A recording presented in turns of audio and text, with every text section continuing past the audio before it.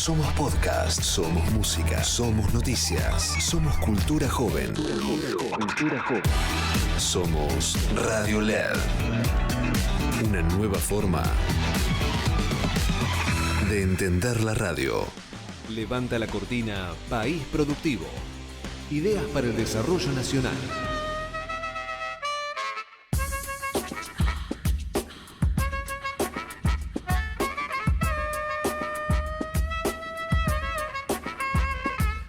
Hola, hola, hola, hola, muy buenas tardes, arranca País Productivo, es lo que hay, el conductor hoy es Hernán Di Velo, solamente por hoy, le mandamos un abrazo muy grande a Orián Flecher y a Aldo Lo Russo.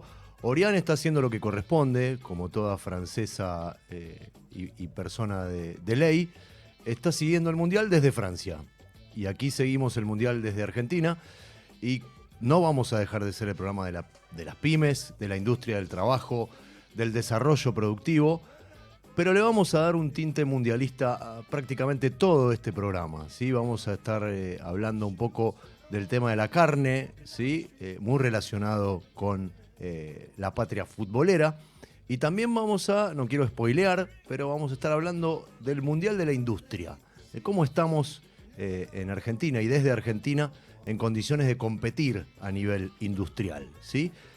También vamos a tener una entrevista bien interesante respecto de un tema súper actual, el Super RIGI, que se aprobó en la Cámara de Diputados en los primeras horas del día de hoy. Vamos a estar conversando con una de las protagonistas de esa sesión, que estuvo sentada en una banca de la Cámara de Diputados, y vamos a analizar ese proyecto de ley con el que el oficialismo, el gobierno de Javier Milei, sumó un nuevo proyecto, una nueva iniciativa que avanza en el Congreso. Hoy también hubo actividad, poca, pero algo hubo en el Senado. Fracasó la sesión en la que el tema Adorni estaba muy presente. Y bueno, estamos viviendo esta tarde también muy imbuida del espíritu mundialista.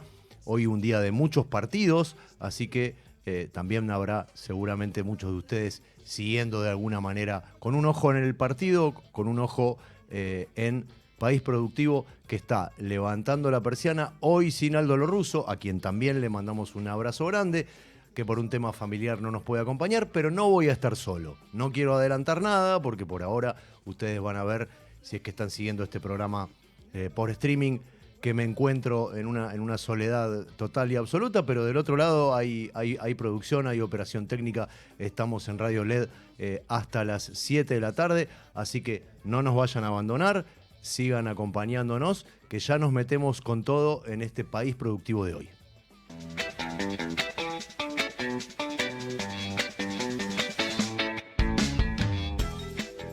Si buscas un lugar para desconectarte del ruido y conectar con la naturaleza, Carmen de Arico te espera. Un destino donde la tranquilidad se siente en cada rincón, con paisajes que invitan al descanso y la aventura. Vení a disfrutar del aire puro, de la hospitalidad de su gente y de una experiencia única en el corazón de la provincia. Carmen de Arico, donde el tiempo se vive diferente. Te estamos esperando. País Productivo. Hecho en Argentina.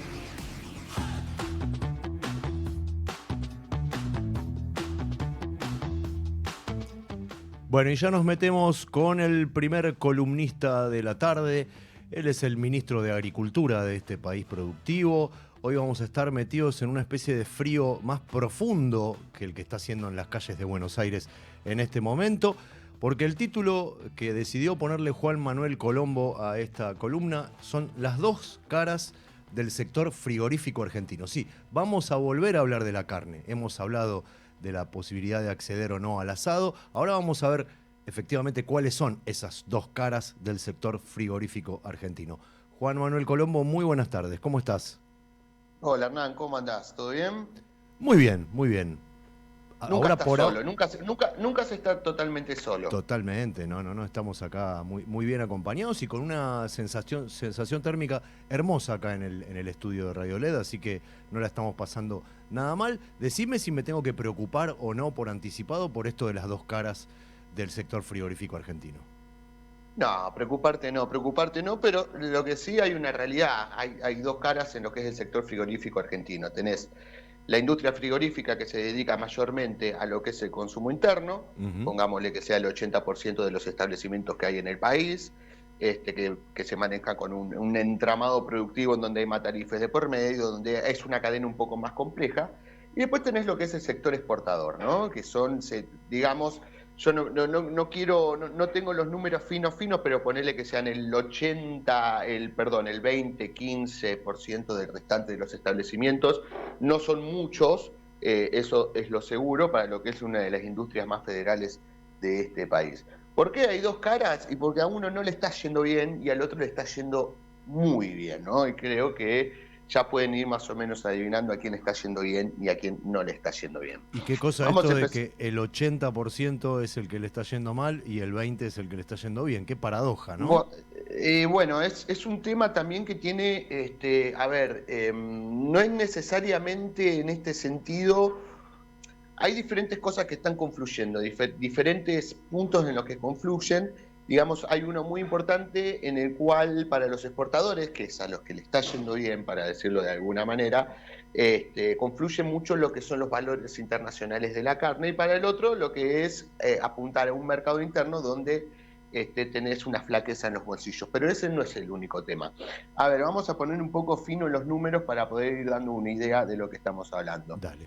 Según la Cámara de la Industria de Comercio de las Carnes, que es CICRA, que suele tener un informe mensual sobre cómo viene la actividad frigorífica, lo que nos dijo en el último informe, que es sobre el mes de mayo, es que en los primeros 5 meses del año la actividad frigorífica fue la más baja en una década. O sea, es la más baja de la década. En mayo se tocó piso.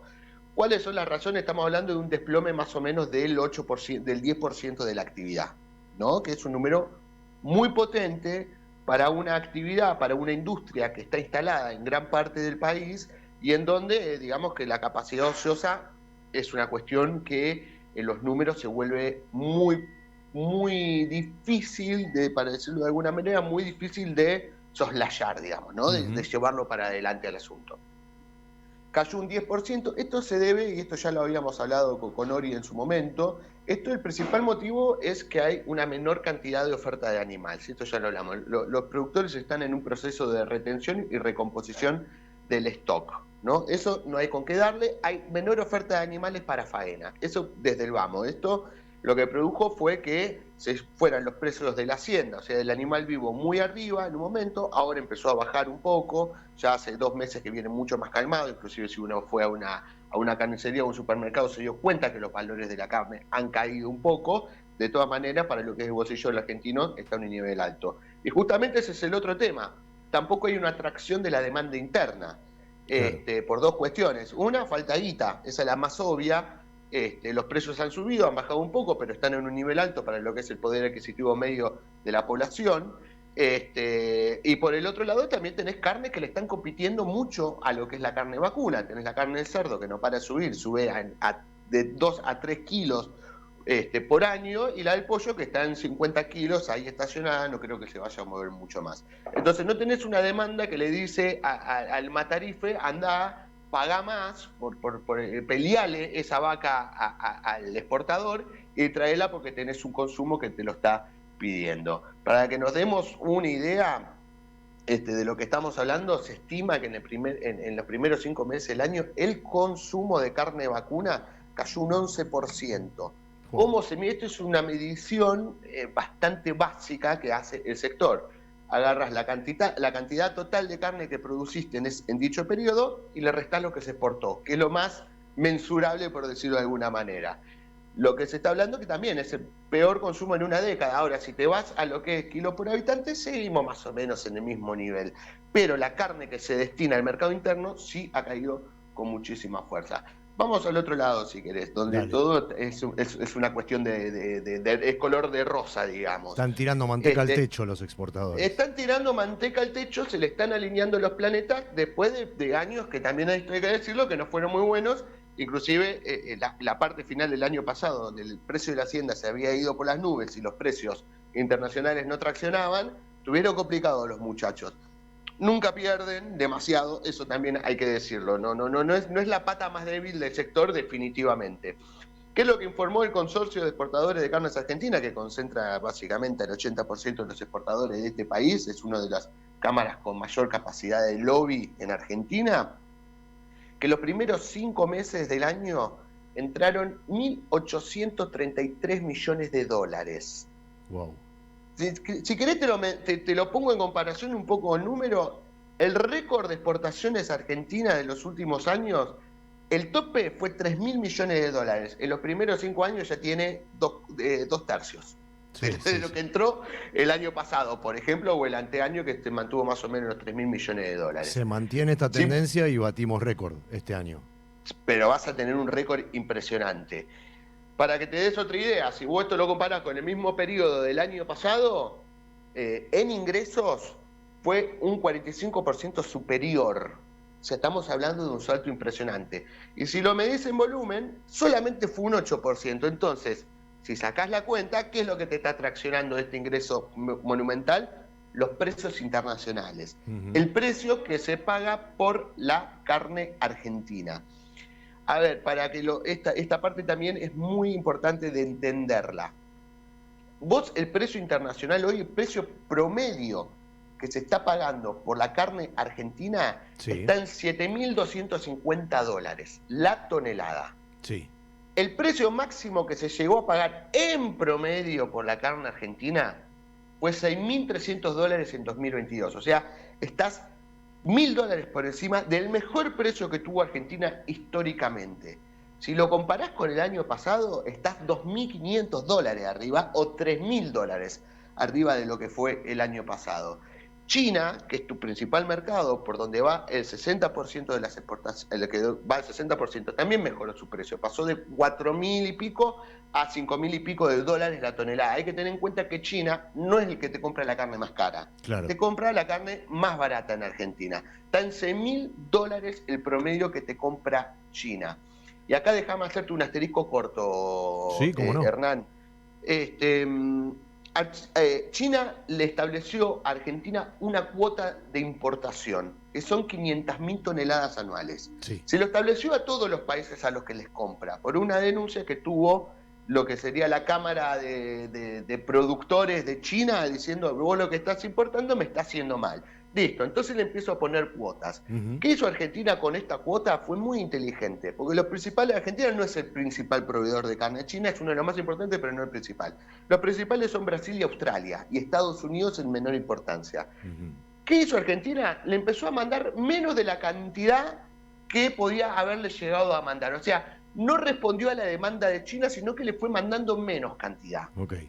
¿Por qué? ¿Qué es lo que estaba esperando Argentina? Que los brasileños y los australianos rompan la cuota de la que les tocaba a ellos, y después Argentina le iba a empezar a tomar velocidad en los envíos a China, pero a un mejor precio. ¿Por qué? Porque ya va a haber menos oferta de carne de lo que podía importar China, ¿me entendés? Entonces, ¿qué va a hacer Argentina? Le va a vender a China, va a cumplimentar su cuota a un mayor precio. O sea, fue bastante inteligente el sector en ese momento, no se esperaron. ¿Y cuál es el otro factor determinante en este asunto? Es Estados Unidos. Si hay algo del acuerdo, creo que lo único que obtuvo Argentina de ese acuerdo comercial medio fantasmagórico que firmó con Estados Unidos fue que Estados Unidos le dijo, yo te voy a comprar, aparte de la cuota, con un arancel preferencial de 20.000 toneladas que tenía anual, yo te agrego 80.000. Entonces vas a una cuota total de 100.000 toneladas, ¿no? Que es un montonazo para lo que es Argentina, que la puede cumplir muy tranquilamente. Y además, ahora bien, sí, decime. Me imagino que es un mercado que sí compra carne de mayor calidad y de mayor precio, ¿no? Ahí iba a ir. Argentina tiene una cuota trimestral, aparte de la de 20.000 toneladas, de 20.000 toneladas trimestrales. Las cumplió a rajatabla, la está cumpliendo a rajatabla, va a llegar a las 100.000 toneladas, y la parte es, China te compra $6.000, bueno, los yanquis te compran a 16.000. Ah, claro, hay una diferencia. Ahí tenés abismal. un negocio fantástico. Esto sin contar las 30.000 toneladas que les vas a tener que mandar este año a Europa por la cuota Hilton. Esa tonelada que recién se está empezando, que se distribuyó, que todavía no se distribuyó, estoy mintiendo, lo que abrió Agricultura fue la inscripción. Esas 30.000 toneladas tienen un precio promedio de $25.000. Apa. Entonces, Premium digo, total. entra que falte mucha guita todavía, para decirlo de alguna manera.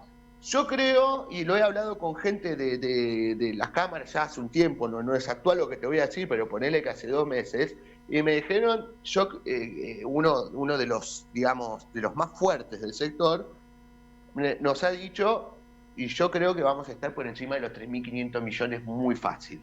Se viene un gran año, el problema es el que te vuelvo a decir. Este es un negocio que no son muchos jugadores, no está mal que no sean muchos jugadores, hay que tener mucho cuidado cuando exportás, mucho cuidado, porque si vos le mandás, no puede estar exportando cualquiera. Claro. Eso es una realidad. El frigorífico tiene que estar de punta en blanco, tiene que tener la última tecnología y tiene que tener las medidas sanitarias más exigentes que pueda tener. Tiene que responder a la exigencia de otros países, no a la salubridad argentina, por decirlo de alguna manera.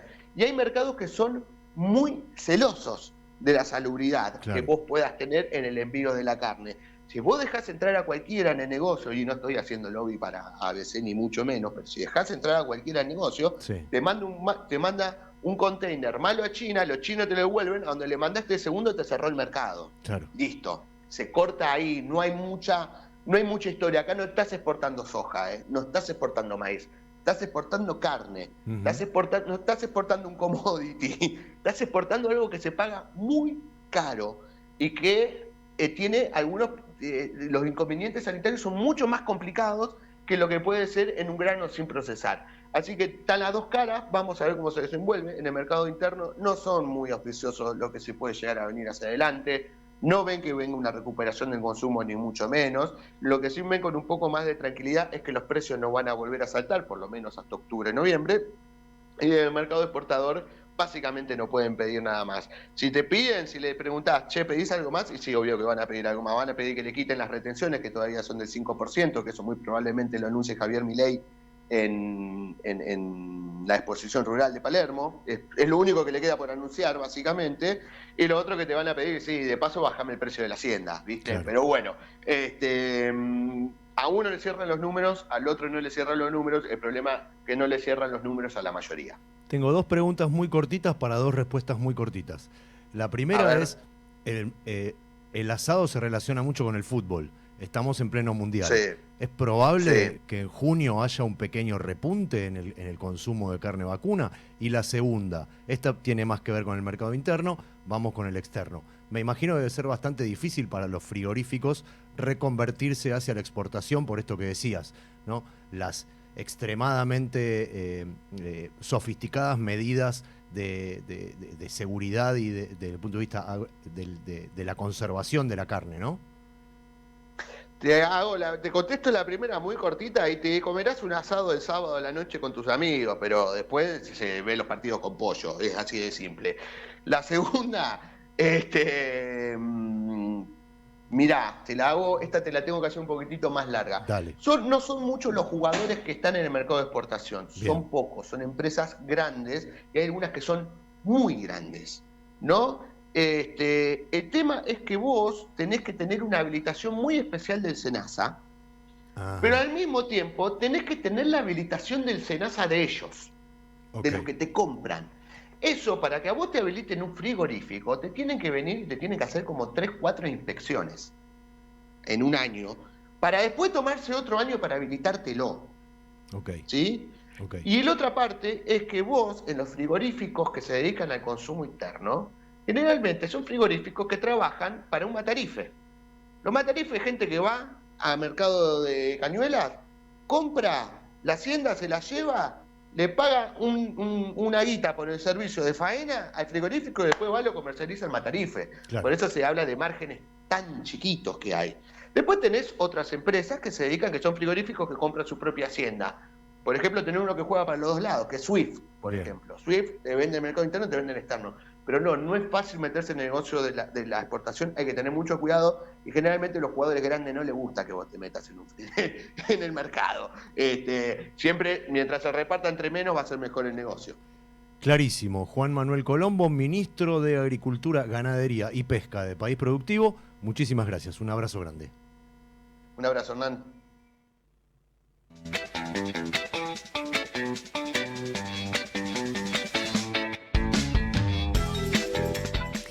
DLS Archer brinda servicios de perforación y workover en Vaca Muerta y recientemente fue adjudicada con un contrato estratégico de YPF.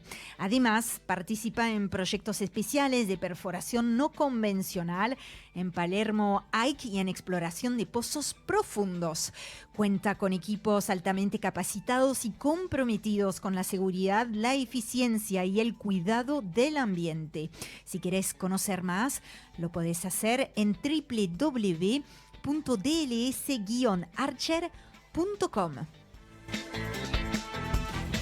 País Productivo, un país que hace.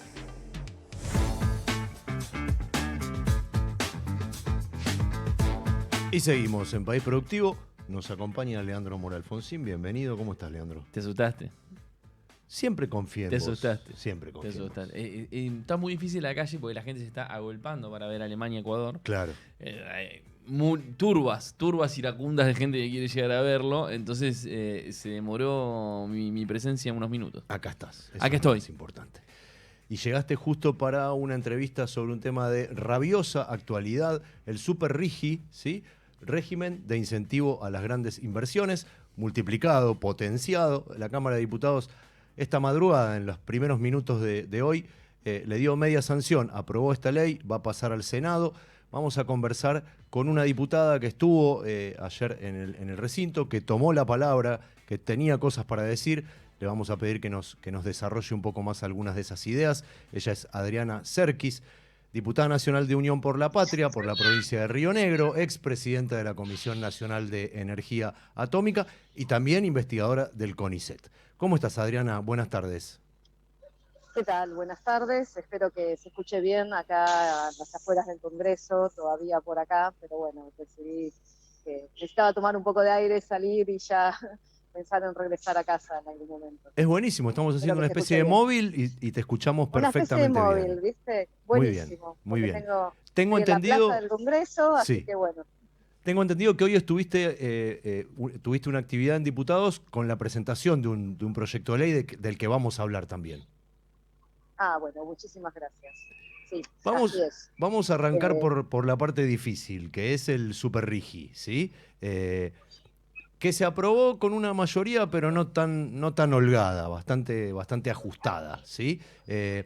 Yo escuchaba ayer tu intervención en el debate y vos te preguntabas, y tenías la respuesta también, si este incentivo va a hacer que haya inversiones en el desarrollo científico nacional. Y la respuesta es que no, que evidentemente no. ¿Por qué crees que esta ley no va a promover la inversión?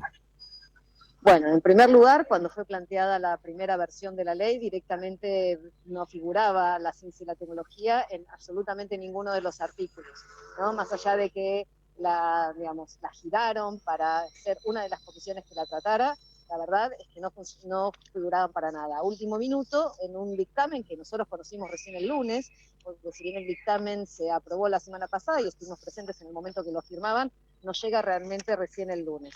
Ahí incorporan 2 artículos, uno que venían pidiéndolo ya, se ve que algunos sectores, que es que tuviera algo de incorporación de mano, que tuviera algún requerimiento de que, como el RIGI, que en este caso lo habían sacado, que es el 20% de mano de obra local, y por otro lado que lo que se invirtiera en ciencia y tecnología contaba por el doble de la inversión, ¿no? O sea, que si uno invertía hasta el 20% de esos 1.000 millones, uno los invertía en ciencia y tecnología, es como que valían el doble. O sea, si uno ponía $100.000 en ciencia y tecnología, te vale por 200. Pero después de eso ya valía lo mismo que lo nominal. De todas maneras, no hay un requerimiento, ¿no? Entonces, la pregunta es, en qué tipo de ciencia y tecnología, si es en comprar máquinas directamente hechas afuera. No hay ningún tipo de exigencia acerca de relación con universidades locales ni con organismos de ciencia y tecnología locales. También niega la posibilidad de que desarrollos propios que ya tuvieran la posibilidad de meterse con una asociación público-privada, por ejemplo, para poder invertir. Entonces, la verdad es que no vemos en ningún lugar que realmente esto vaya a incentivar, porque parece más bien un cheque en blanco que le estás dando a quien pueda poner un mínimo de $1.000 millones en quién sabe, zonas fronterizas, porque además esto va en paralelo a que se quiera aprobar en el Senado y que pronto quizás si ellos logran ahí los votos llegará a diputados a ser aprobada también la ley de inviolabilidad de la tierra, que no pone absolutamente ninguna restricción en la venta de tierras extranjeras. Entonces vos, inversor extranjero, con dinero quién sabe de dónde, venís, invertís 1.000 millones, no te van a preguntar nada, no van a haber ningún requerimiento sobre qué vas a desarrollar en ese lugar, y tampoco realmente estás pensando de que si realmente son nuevas tecnologías, esas tecnologías sean tecnología propia, que es lo que la mayoría de los países pone como exigencia. Lo peor de todo es que escuchando las justificaciones que había del oficialismo, escuché como, digamos, me anoté algunas cosas porque realmente me llamaron muchísima atención, querían adelantar la normalidad de un país que no llega nunca a garantizar a la estabilidad. Ahora, la estabilidad la teníamos antes para el sector científico-tecnológico. La estabilidad la teníamos antes con una ley de financiamiento que había sido votada por unanimidad por todos los sectores y que no se está cumpliendo y que no nos está permitiendo que nuestros equipos, nuestra gente, la que se formó, en la que invertimos, no solo en equipamiento y infraestructura, sino también en formación, se esté yendo. Entonces, acá no hay ningún tipo de incentivo, no es el modelo noruego, no es el modelo brasileño, e incluso los ejemplos que trajeron de inversiones que se habían hecho en países como México, como Chile, les ponen condicionamientos a estas inversiones. Si uno va a utilizar data centers, le pone condicionamientos sobre quién va a poner la energía, cuánta de esa energía se va a desarrollar. Acá no hay ninguno, tenemos simplemente la obligación de brindarle energía a alguien o actividades que pueden llegar a ser muy intensivas en energía, muy intensivas en uso de agua. La verdad es que por el lado donde lo miremos, ese proyecto creo que es perjudicial para el desarrollo de la Argentina. Quedó claro que tanto el RIGI como el Super RIGI, desde el punto de vista tuyo y de amplios sectores de la oposición, no trae ningún beneficio visible. Teniendo en cuenta que hay una instancia más, que en el Senado se puede debatir este proyecto de ley e inclusive se le pueden introducir modificaciones, ¿cuál sería un esquema para estas grandes inversiones que supuestamente están llegando o van a venir, que sean viables en un país que, como vos misma acabás de marcar, es tan inestable, va y viene tanto en medidas y en políticas de distinto tipo? Bueno, justamente yo estaba contando ejemplos de países que han puesto normativas Ujú. para estas inversiones. O sea, sí, está bueno algún incentivo para poder tener desarrollo de inteligencia artificial, desarrollo de data centers, pero si todo eso viniera acompañado en una reinversión en educación, en ciencia, tecnología y en desarrollo de las cadenas productivas, de cadenas Ujú. locales, que no sea una actividad solamente extractivista como todas las que se vienen planteando como para un país como nuestro, ¿no? Porque fíjate que hasta ahora el RIGI venía abocado a todo lo que es hidrocarburos y minería, cuando en realidad, fíjate que estas leyes que se discutieron, ni siquiera estaba presente la Comisión de Minería y sin Ujú. embargo solo se hablaba de minería cuando hablábamos de los glaciares. Entonces, todas estas actividades están enmarcadas en grandes inversiones de empresas que no tienen ningún condicionamiento. Y sin embargo, incluso una empresa como Anthropic, ¿no?, que es la que tiene una de las herramientas de inteligencia artificial más importantes, como es Claude, Ujú. ellos mismos dicen que el tema de los incentivos les implica simplemente un 2% de su decisión, que ellos mismos se ponen reglas imponiéndose cómo va a ser el impacto ambiental, cómo va a ser todo lo que significa. Entonces, yo creo que el tema de la falta de condicionamientos, de la falta de exigencias que se hace sobre estas inversiones, en la reinversión de sus ganancias, hay países que piden hasta un 50-60% de la reinversión de las ganancias en el sistema propio, en un sistema de desarrollo en el cual tenés en cuenta, ya te digo, toda esa matriz productiva, no solo investigación y desarrollo, sino también desarrollo de la cadena de valor, o sea, el tema de, por ejemplo, pequeños componentes, desarrollo de pymes metalmecánicas, el desarrollo de instrumentación, el de tantas otras cosas que vienen acompañando, si es que realmente son empresas que van a, porque tampoco saben qué empresas son, ¿no? Cuando vos les preguntás, no se sabe ni siquiera de qué se trata. Hablan de Claro. semiconductores cuando ni siquiera saben qué son los semiconductores. No sé si saben que, por ejemplo, el RA10, el reactor de investigación que se está terminando de construir en el Centro Atómico de Ezeiza, tiene una facilidad particular para irradiar semiconductores de alta calidad, algo que se hace en muy pocos lugares del mundo, y eso se lo van a regalar a un privado, ese negocio, después de que toda la inversión la hizo el Estado Nacional. Claro. No sé, digamos, yo me pregunto estas cosas, ¿no? Sin condicionamientos, sin la posibilidad de tener que sus activos reales, como parte de sus activos es el conocimiento, pueda seguirse creciendo, ¿no? Un modelo tipo el de Noruega, en el cual también se exige la reinversión en, digamos, todo lo que significa la educación, la investigación y, bueno, muchas otras, diría, el conocimiento que tiene que ver con esta cadena productiva, ¿no? Claramente un modelo de país no dependiente, un modelo de país que no va a depender de los desarrollos de otros y que es el que lleva a realmente un crecimiento a futuro que pueda seguir independiente de lo que ocurra en el mundo, que eso te hace, fortalece, ya lo sabemos. Claro. Te quería compartir, Adriana, una reflexión que solemos tener acá en el programa con Aldo Lorruso, que es un industrial pyme que lleva adelante una empresa diariamente, argentina, en el Gran Buenos Aires. Aldo suele decir, no estamos generando riqueza y eso nos trae la dificultad de poder destinar recursos, por ejemplo, al desarrollo de la industria o de la ciencia, ¿sí? Pensando en clave de futuro, está claro que el gobierno actual, en caso de que llegue a generar riqueza, difícilmente destine recursos a este tipo de desarrollos. ¿Cómo pensás de acá para adelante que se podría resolver esa cuestión y si coincidís con esta visión que te planteaba de Aldo? Claro, por supuesto que coincido, porque justamente generar riquezas es como una especie de realimentación positiva. Vos destinás recursos a la investigación y eso te va a generar más riqueza, porque tenés valor agregado, el valor agregado que vos definís y no tenés que estar pagando ese valor agregado cuando vos, no sé, yo recuerdo el viejo ejemplo de vender maíz y de comprar los copos de maíz a Francia, ¿no? Parece una pavada, pero toda la tecnología que tiene que ver con alimentación de determinadas características, con determinados agregados, es algo que pagamos cuando importamos los productos ya manufacturados, en lugar de, digamos, estar exportando o estar fabricando tu propio producto, y en lugar de solamente vender los granos.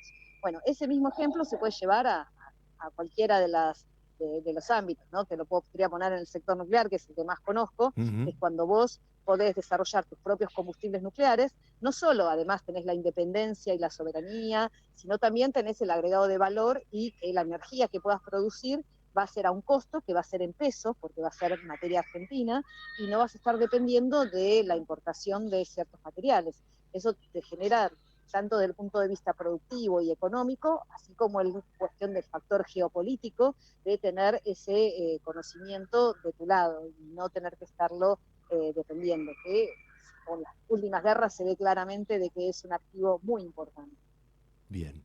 Vos hablabas recién de el detalle, el pequeño o gran detalle de tener en cuenta la participación de proveedores locales, de mano de obra local, de desarrollo, de conocimiento científico y tecnológico local, ¿sí? Está claro que en esta etapa no se le está dando preponderancia o es muy difícil lograr que este tipo de iniciativas incluyan a los proveedores nacionales.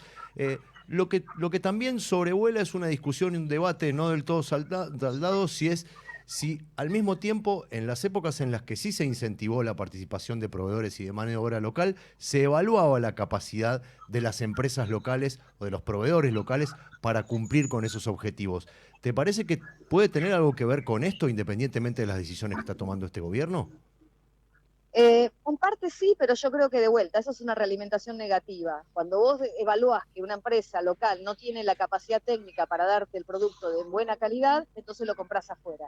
Y desincentivás la posibilidad de que se forme la gente acá. En lugar de vos por tener escuelas técnicas, fortalecerlas, es un lazo que ahí vos vas a llegar a generar cadenas de valor productivas con mayor calidad. Ahora les estás pidiendo que compitan en condiciones si querés, desventajosas, porque vos cuando importás tus materiales o tus cosas para poder hacerlo, no pagan ciertos impuestos, cuando vos desde acá tenés que pagar para producir en forma local todo, digamos, con estos impuestos agregados. Entonces estás haciendo una especie de competencia desventajosa, y bueno, y ese es el problema que tienen muchas veces las pymes locales. Pasó la moto, que dificulta la comunicación, pero bueno, así son los móviles en vivo, muy bien. Así son. Vamos al proyecto de ley que corregime me parece que su nombre es bastante explícito. Condiciones base para la sostenibilidad y protección del Sistema Nacional de Ciencia, Tecnología e Innovación. Lo presentaste esta semana, es un proyecto de ley de tu autoría. Me llamó la atención para bien que hay firmantes, apoyo de diputados de la Coalición Cívica, de Provincias Unidas, de Miguel Ángel Pichetto de Encuentro Federal, y hoy hubo una actividad que tuvo que ver con esa presentación. Contanos en qué consiste el proyecto, cuáles son un punteo con los detalles y qué viabilidad le ves de avanzar legislativamente. Bueno, la verdad es que los objetivos, como bien dijiste, es bien descriptiva el título del proyecto, tiene que ver con no retroceder más en un sector que es uno de los más perjudicados, o sea, todos los sectores se sienten bastante perjudicados, pero acá estamos con el incumplimiento de la ley de financiamiento que se hizo durante los años 2024 y 2025, se bajó, o sea, no solo no creció el presupuesto, como decía esa ley, sino que paulatinamente fue bajando hasta llegar a un momento en el que tenemos menos de la mitad, bajó un 53% el presupuesto en lo que se llama la función ciencia y técnica. Y que por esa ley debería haber llegado al 0,52% del PBI en este año y bajó al 0,14%, del 0,31 al 0,14%. Así que eso significa que hay menos proyectos, menos salarios para el sector, los salarios del sector científico-tecnológico están por debajo todavía que los salarios de los universitarios en cuanto a pérdida de poder adquisitivo, los de CONICET, los de la CNEA, los del INTA, INTI, todos ellos, y además fueron destructivamente modificando las organizaciones para ir con despidos y con retiros voluntarios, disminuyendo las capacidades. Entonces, no solo estamos perdiendo toda la inversión que venimos haciendo durante tantos años en nuestra estructura y en los proyectos, matrices que sí, porque más allá de que se les fija la ciencia que a veces no tiene relación con el ámbito productivo, la verdad es que tenemos miles de ejemplos en los que sí ha funcionado. Podemos preguntar en el agro, en toda la parte, digamos, de ganadería, agricultura, el agregado de valor que siempre lo ha hecho el INTA, el INTI, es fundamental para las pymes. Creo que si ustedes están en contacto con las pymes saben lo fundamental que ha sido la presencia del INTI, la presencia del CONICET, tanto en todas las universidades, como en estos organismos, como en institutos propios, que localmente hoy contaban ejemplos como, por ejemplo, la presencia del CONICET en el Puerto Madryn ha logrado una cadena de turismo con muchísimo mayor valor que el que tenía antiguamente y con cuidado del ambiente, o, por ejemplo, que se haya creado el IMPRES después del primer terremoto en San Juan, hizo que terremotos de la misma magnitud ahora haya muchísimas menos víctimas, y bueno, con esto recordando y lamentando lo que está ocurriendo ahora en Venezuela, digamos, el tener prevención, tener investigación en estos temas salva vidas, genera conocimiento, genera valor productivo, y la verdad que hubo un acuerdo en esto, entonces necesitamos proteger que no se siga avanzando con esta motosierra que avanzó contra todo el sector científico-tecnológico, donde claramente, fíjate, yo estoy hablando del 0,14% respecto del 0,30%, estamos hablando de cifras que realmente deberían ser insignificativas para un gobierno que quiere, digamos, sostener algo que habíamos pensado que era una política de Estado y que había consenso de todos los sectores. Por eso lleva la firma de varios sectores, porque creemos que no es algo que solamente impulsa el peronismo, que solamente impulsa el bloque de Unión por la Patria, que claramente ha sido una bandera de nuestros gobiernos, pero que entendemos de que es algo que es más transversal, que abarca y que mucha gente de otros, digamos, sectores políticos lo ven como algo positivo, lo ven como algo que tiene que seguir estando. Entonces necesitamos proteger lo que tenemos. Cuando nos dicen que nuestro sector de CONICET había generado muchos más investigadores que los que tienen otros países, hoy pudimos ver en la presentación que nosotros tenemos 3 investigadores cada 100.000 personas, en otros países del mundo esa cifra es pequeñísima, quiere decir que nuestro sistema científico-tecnológico todavía es más chico que lo que necesitamos si queremos tener el modelo del que hablábamos antes, un modelo con valor agregado a nuestro modelo productivo, entonces que no sea solamente extracción. Y bueno, la ley se trata un poco de esto, de retrotraernos, no pedimos que se cumpla esta ley que ya no se está cumpliendo, sino volver a valores del 2023, poder sostener los salarios y poder, digamos, que se cumplan también los convenios internacionales y que los fondos que ha recibido nuestro país para estos fines, para los proyectos de investigación, se destinen a donde deberían estar destinándose. Y cumpliendo con las normativas internas, digamos, con estos acuerdos que ya eran previos. Más allá de eso, también, digamos, estamos proponiendo una fuente de financiamiento, un programa de financiamiento que pueda cubrir parte de cubrir estos proyectos. Y entre ellos, bueno, podría mencionar miles, pero bueno, obviamente me interesan los del sector nuclear, poder volver a tener el proyecto que nos hacíamos tan orgullosos, que era el proyecto Karen, que era el desarrollo de un reactor modular pequeño, que estábamos compitiendo por los mejores del mundo, y que a su vez en el futuro nos podía generar una cantidad de divisas muy grandes, porque bueno, teníamos la posibilidad de exportar algo de mucho valor agregado y con mucha integración nacional, esto que decíamos antes, esta cadena productiva, de pymes que pudieran fabricar las partes, ¿no? Y que ya tenía desarrollada toda esa cadena de suministros. Así que eso es lo que queremos buscar estas industrias, queremos buscar que este sector empiece a recomponerse y no bajar por debajo de los límites que el propio PRO había evaluado cuando hizo su famosa dotación óptima de los organismos del Estado allá en 2016, 2017, y estamos usando esos números de referencia para decir no queremos bajar de ese piso que entendemos que es el mínimo. Ellos lo llamaron la dotación óptima y ya estamos en más o menos 4.000 personas abajo de esa dotación óptima, un 10-15% por debajo de lo que el mismo PRO había evaluado como lo necesario para que estos organismos cumplan la función que la ley les dio a cada uno de ellos. Adriana, muchísimas gracias por este rato con País Productivo. Te mandamos un abrazo grande y anda al calor de alguna estufa, que fue larga la conversación y hace frío. Sí, bueno, yo soy barilochense, creo que... Claro. Y creo que... A orillas del Nahuel Huapi esto no es nada. A orillas del Nahuel Huapi esto no es nada y bueno... Y como, digamos, por último te decía, la viabilidad va a tener que ver con cuánto el sector pueda empujarla, conversando con todos los sectores posibles, y cuánto realmente vayamos a poder lograr esa empatía con ese sector, o sea honesto intelectualmente, y si dijo que le interesa la ciencia y la tecnología, puedan ayudarnos a empujarlo. Gracias, Adriana. Un abrazo. No, un abrazo. Adriana Serkis, diputada nacional y expresidenta de la Comisión Nacional de Energía Atómica, pasó por País Productivo.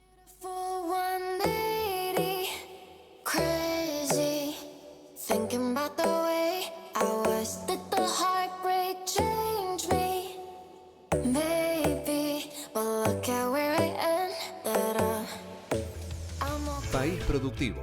Si no está en marcha, no está al aire.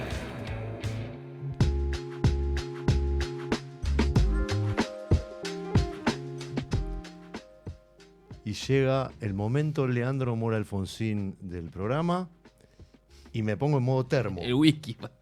En modo termo. Porque vamos a hablar del Mundial de la Industria. Vamos a hablar del Mundial, pero el Mundial de las políticas productivas. Mientras Ecuador se está imponiendo 2-1 ante Alemania y logrando su clasificación a 16avos de final de la Copa del Mundo, yo te vengo a hablar de otra competencia, una competencia que rearmé yo.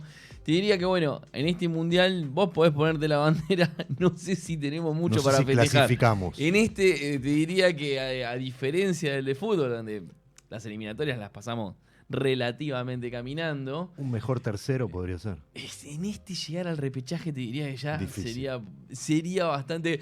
Hay gol de Ecuador, mientras estoy hablando. Corre Becasese. Queda claro que hinchamos por Ecuador, no por Alemania, ¿no? No, es la repetición. No hay gol de Ecuador, desarmen.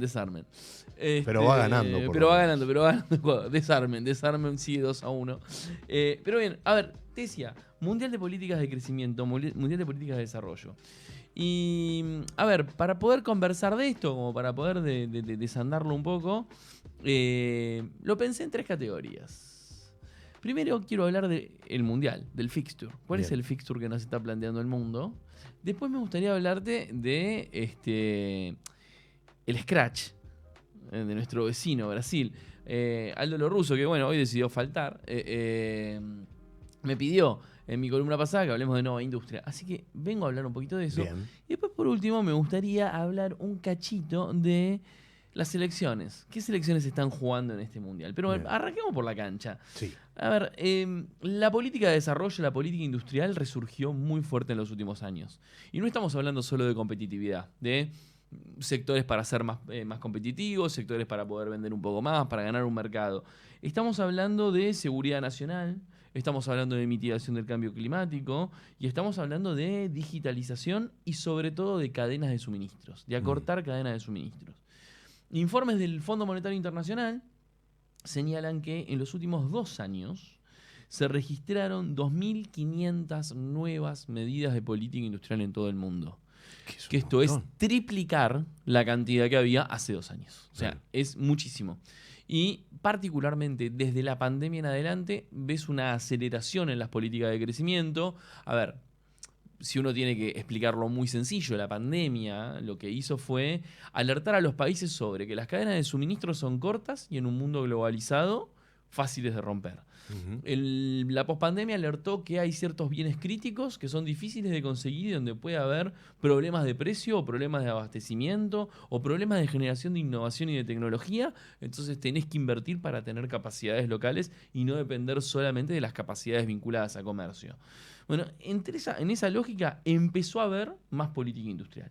El 71% de esta política industrial Ujú. son agresivas. Subsidios, restricciones en el comercio, beneficios fiscales puntual. ¿Y qué quiero decir con esto? Si bien la política industrial volvió, parte de lo que está entendiendo el mundo como política industrial son muchas de las políticas que también discutimos sobre su lógica de perjuicio en el comercio internacional, como por ejemplo los aranceles de Trump. Claro. No es la política industrial que nos gusta, Ujú. pero dentro de esta mirada vos ves que hay un 70% donde va por hay ahí. de todo. Hay Ujú. subsidios, donde hay de todo. Ahora bien, y lo que también se está observando es el efecto contagio. El truco y el retruco. Mm. Un informe del Fondo Monetario, pero no que es como el censo, el que te cité recién, que es el Sí. censo, sino en el Economic Outlook del Fondo Monetario de octubre del 2025, fines del año pasado, analizan algo que me encantó. Un país que hace una política sectorial, por ejemplo, las banderas de Argentina. Vamos a poner plata para hacer más banderas de Argentina. Ujú. Hay un 74% de chances que tu país competidor haga en los próximos 12 meses una política que incentive la misma producción. Claro, para Para contrarrestar o para competirte. competir. Claro. Eso puede generar tensiones comerciales, pero también puede generar innovación y nuevas oportunidades de comercio. Ujú. Ahí lo que se requiere es más tiempo, más estudios. Pero lo cierto es que esto que muchos decían no existe más, los países no piensan en que crecen y demás, no, al revés. No hay debate sobre si la política industrial existe o no existe. Sí puede haber debate sobre si es mejor o peor, si es bueno o malo una medida, pero que está, está. Y lo que cuenta es cómo te subís y qué haces. Esa es la cancha, ese es el mundial, ese es el infantino que Bien. está en esto. Bien.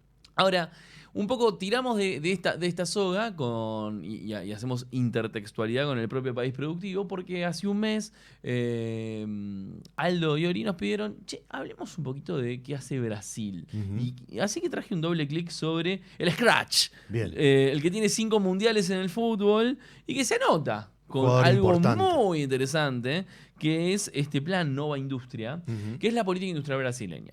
Que antes de ponerme a hablar de las políticas industriales que hace el mundo, ¿por qué me quiero centrar en Brasil? Porque en el perfil Mercosur, porque en el perfil de complementariedad y competencia, porque Argentina y Brasil son complementarias las economías, pero son competidoras también. Ujú. ¿Y en qué son competidoras? En producción de alimentos, en producción de oleaginosas, por ejemplo. Ver qué está haciendo el vecino, Ujú. que me compite y que me complementa, es súper importante para saber qué puedo hacer yo para acompañar, qué puedo hacer yo para liderar o qué no estoy haciendo. ¿Y qué es Nova Industria? Es un plan de política industrial que se seteó Brasil entre 2024 y 2033. Era algo que ellos llaman la neoindustrialización de Brasil. Esto puede ser muy bonito, puede ser un paper, puede ser un documento, puede ser un vení que te invito a mi fiesta productivista, o puede ser algo que tiene recursos atrás. Particularmente, esto tiene 60.000 millones de dólares atrás. O sea, hay.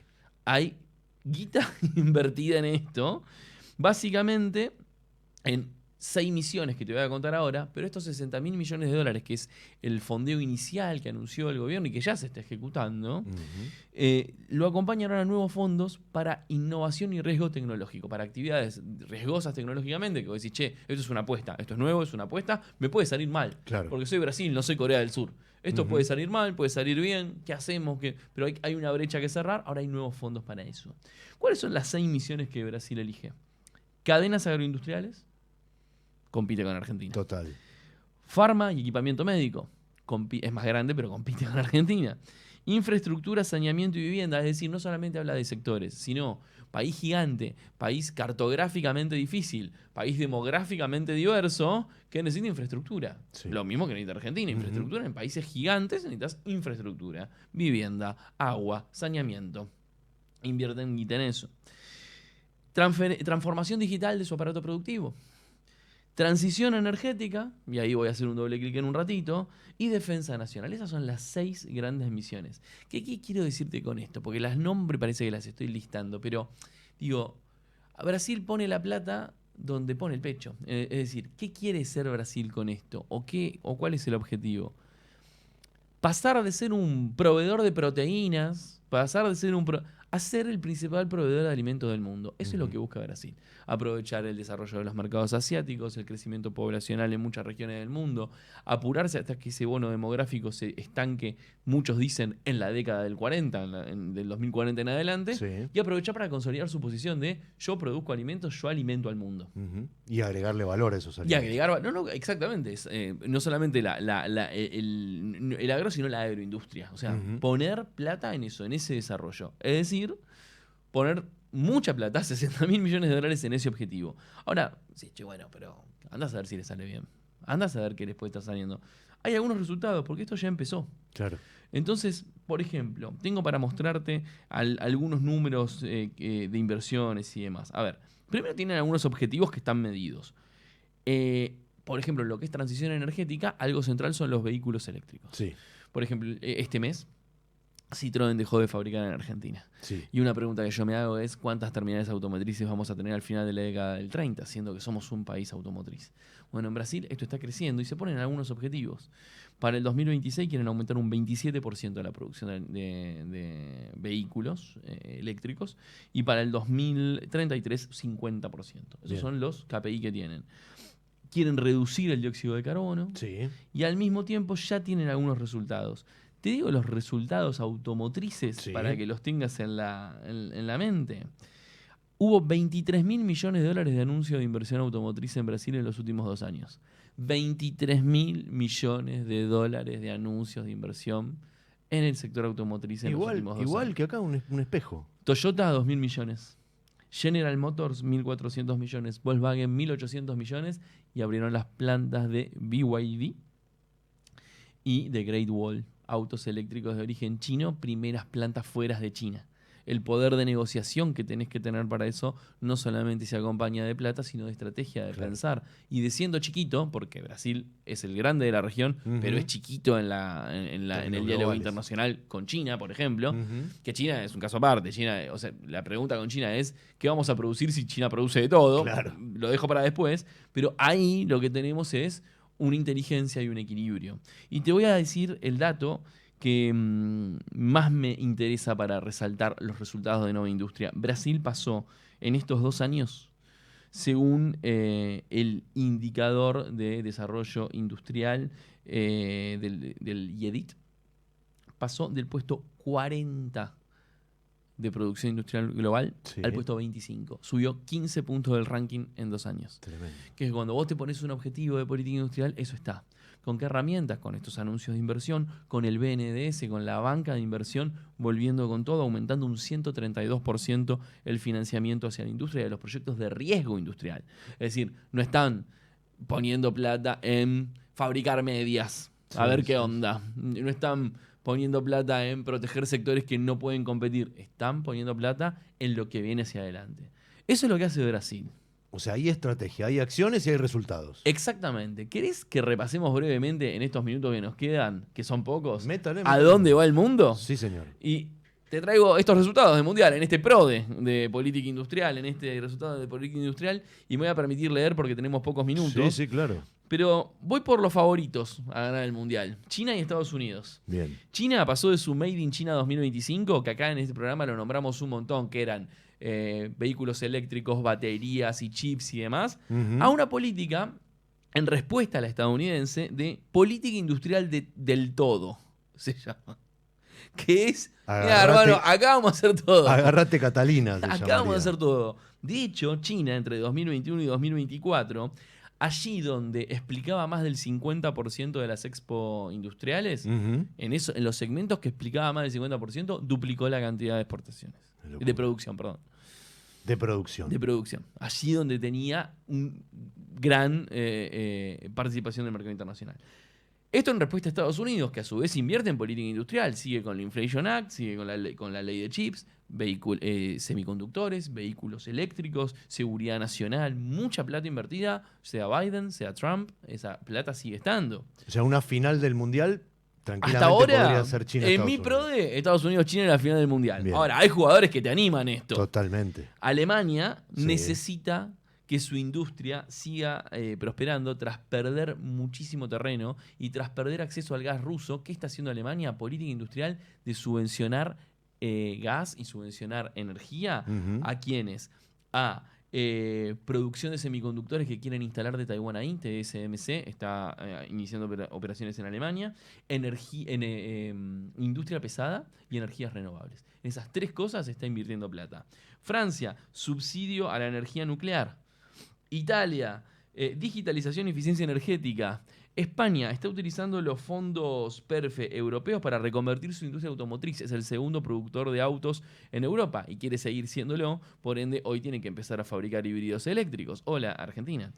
Inglaterra tiene el Advanced Manufacturing Program actualmente, que está pensado en servicios basados en el conocimiento, salud y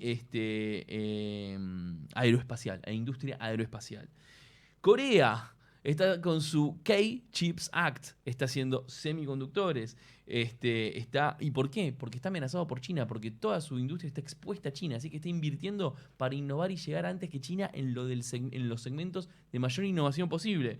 Y Japón tiene una estrategia de transformación de toda su industria vinculada a chips y vinculada a recuperar inversiones en la lógica tecnológica. En Latinoamérica, México está invirtiendo mucho en aprovechar el nearshoring. Todas estas inversiones que vuelan de Asia de vuelta a América, yo las capturo, yo lo hago, yo lo ejecuto, yo lo levanto, yo lo ejecuto, te dice México. Y hasta Colombia está cambiando su matriz, está con la voluntad de cambiar su matriz productiva, pasando de la dependencia petrolera a poder impulsar su agro, siguiendo a Brasil en esto de alimentar el mundo. Porque el mundo está teniendo estrategia. Porque la competitividad hoy y el aumento, la disrupción de la IA como tecnología, los cambios geopolíticos, hacen que las condiciones de competitividad se vuelvan más sólidas y más rugosas en el mundo. Y por eso los países se sientan, piensan, ejecutan y hacen pensando en la producción y el trabajo, mientras Ecuador le ha ganado a Alemania y esta columna va llegando a su fin. Repasemos brevemente, porque me encantó esto del Mundial de las Políticas Industriales. Si hacemos un correlato fútbol, política industrial, los únicos que no están jugando el Mundial en este momento son China. China, que no juega el Mundial Italia. de fútbol, e Italia, que, bueno, por un accidente en esa mentira que es la eliminatoria europea, Claro. tampoco Pero está jugando. con el pequeño gran detalle de que China es un probable campeón mundial de Acá política industrial. te lo gana China. Es muy difícil Esto, sacarle. la final está China. Perfecto. Espectacular, me encantó. Espero que haya gustado. Perdón por correr al final. No, perdón, le pido yo por haber Ya lo vamos destinado a hablar, menos ya lo vamos a tiempo hablar en producción. Ahora, vamos a hablar del- muy seriamente. del que merecía este auténtico Mundial de Vayan políticas preparando los chipá, industriales. por favor, para la discusión de producción. Y la vamos a tener, por supuesto. Y nos vamos, nos despedimos con la bandera en la política industrial medio que se fue diluyendo, pero con todo para el sábado y a seguir. Vamos a seguir Argentina. Vamos a Argentina. Ya está, Absolutamente. estamos en 16avo. Vamos a ver qué toca. Exacto. Les queremos agradecer particularmente a Nico Cabrera, que estuvo en la operación haciendo que todo esto sea posible, y también hizo que todo esto sea posible Paola Varela en la producción. País Productivo baja la persiana por una semana, nos quedaremos viendo algo del Mundial y nos encontramos el próximo jueves a las 18. Que pasen una hermosa semana. Chau, chau.